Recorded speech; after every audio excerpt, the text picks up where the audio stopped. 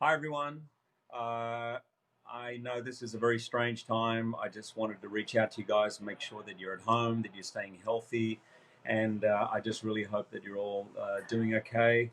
Um, this is a really exciting day for me because on this line, whatever you call this thing, I have my very good friend, I think one of the greatest actresses alive, Allison. I would like you to always introduce me, please.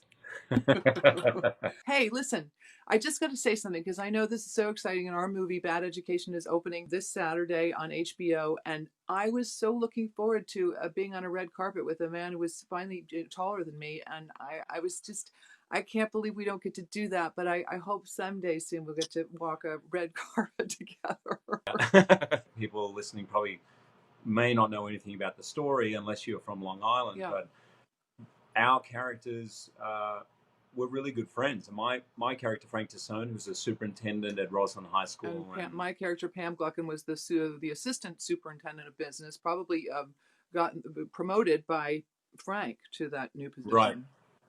But it was a really interesting relationship, and they ended up getting embroiled in this scandal. I don't want to say too much, Yeah. but it wasn't like they were really openly planning things together. It's fascinating how it all sort of fell into place, And and it, it's it was very fascinating to watch how there's such one thing on the surface and another thing underneath, and very morally yeah, complex, uh, yeah, flawed characters, which I think are always yeah. the most fun to play. But Well, we all are, right? yeah, And all of us have things that haunt us, right? And all of us have things that we wish we had done differently. Not all of us break the law in such a massive way, but I think that's what drew me to it.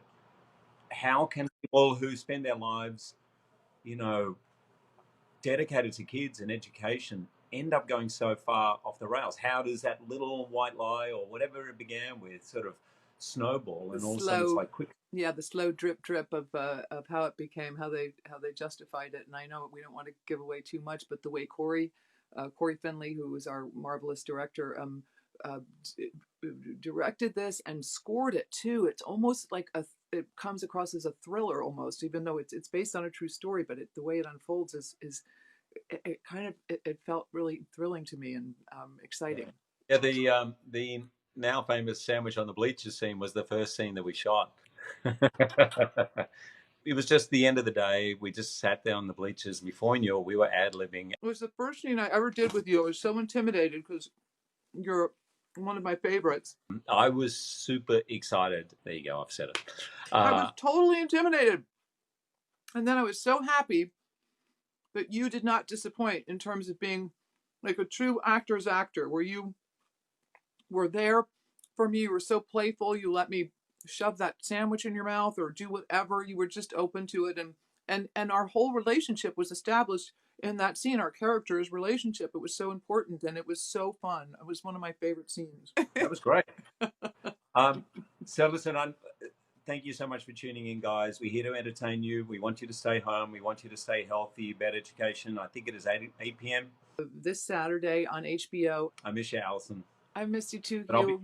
I'll be watching you at 8 o'clock. Stay safe and healthy. And to all of you out there, stay safe and healthy. Absolutely. Love you all. Love you.